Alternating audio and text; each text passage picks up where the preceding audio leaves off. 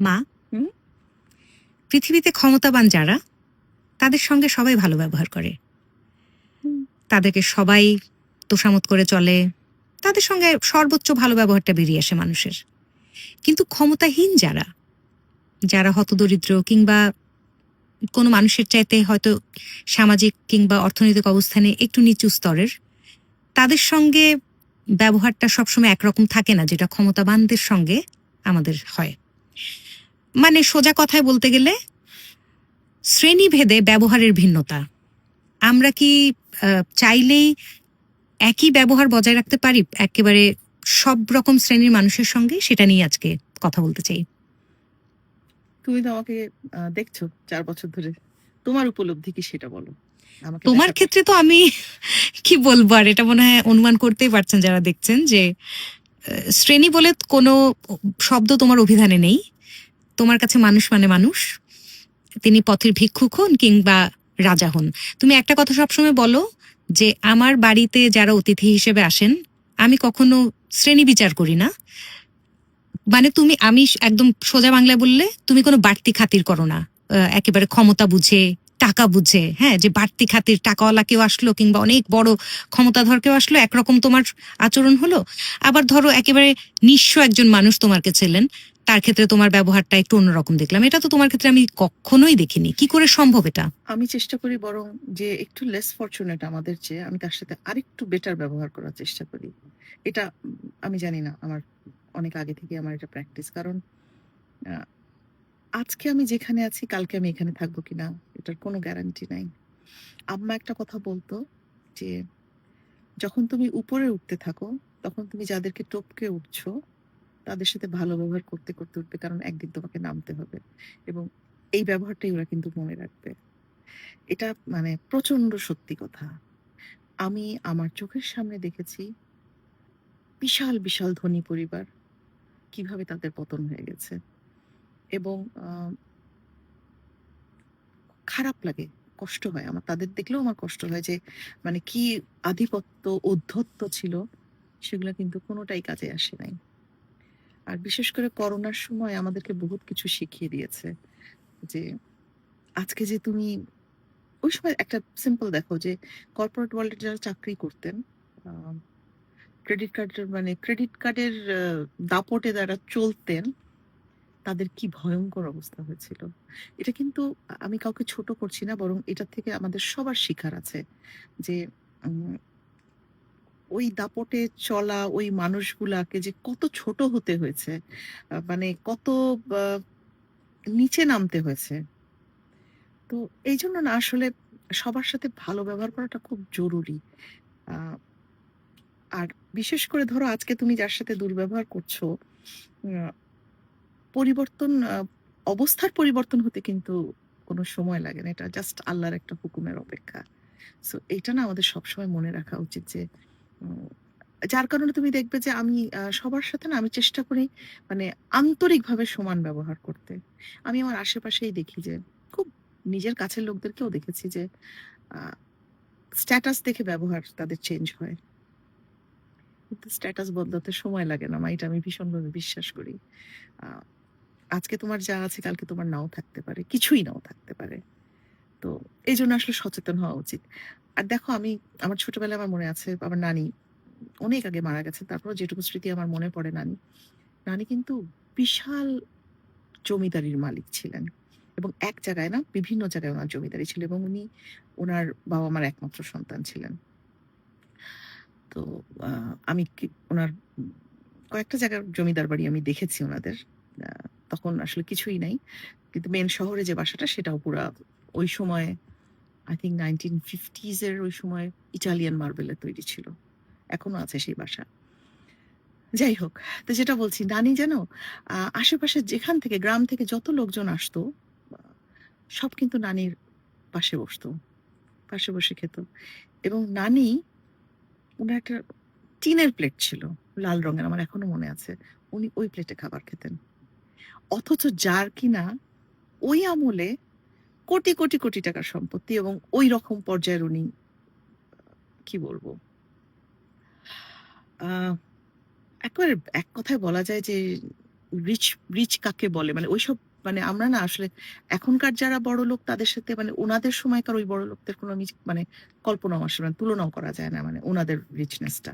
ওনারা শুধু টাকা পয়সায় না, ওনারা অন্তর থেকে ওনাদের ব্যবহারে যে এত কি বলবো স্বয়ং সম্পূর্ণ ছিলেন ওনারা, যে আসলে এখন কারোর সাথে আমি তুলনাও করতে পারি না তাদের। তো আমি তো সেই ছোটবেলা থেকে এরকম দেখে বড় হয়েছি।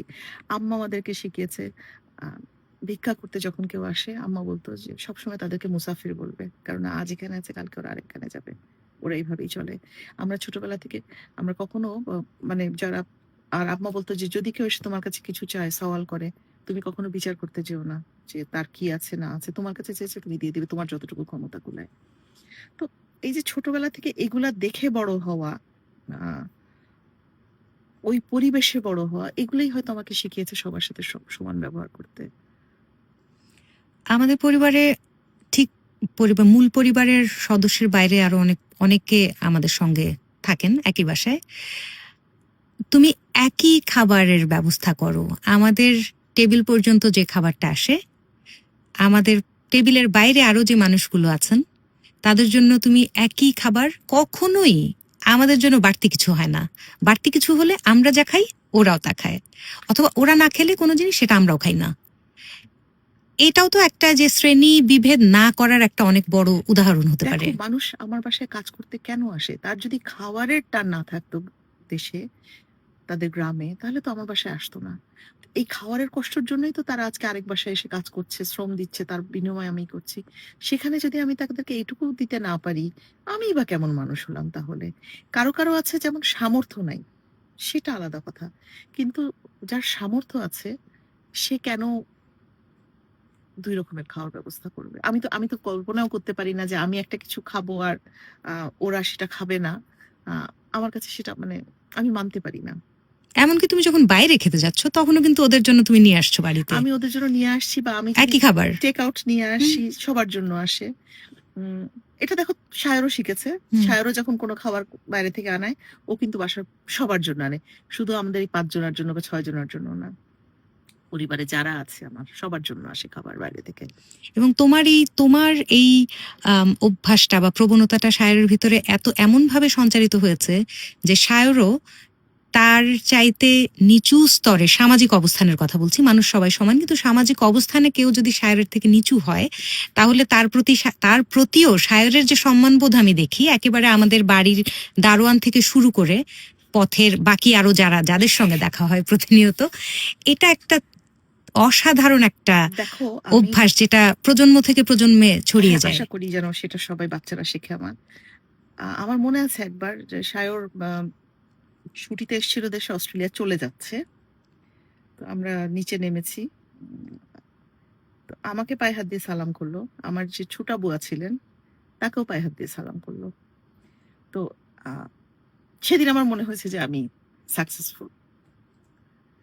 কারণ এই যে সম্মান দেওয়াটা বয়স্ক একটা মানুষকে, এটা একটা বিরাট কিছু আমার জন্য।